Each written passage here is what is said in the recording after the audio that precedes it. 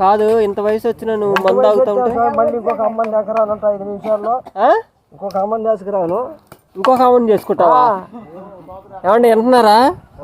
వేరే ఆమెను చేసుకుంటాడంట. అంత సినిమా లేదులే అన్నట్టు చూస్తున్నా అనుకుంటున్నాను.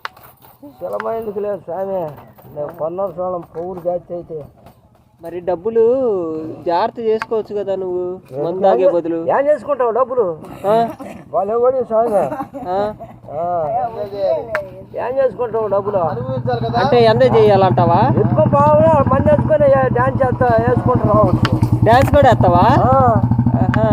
ఊళ్ళో వినాయకుడికి ఏదైనా తిరణాలు అయితే ఇంటికాడ ఉన్నానుగా ఎగటానికి పోతా.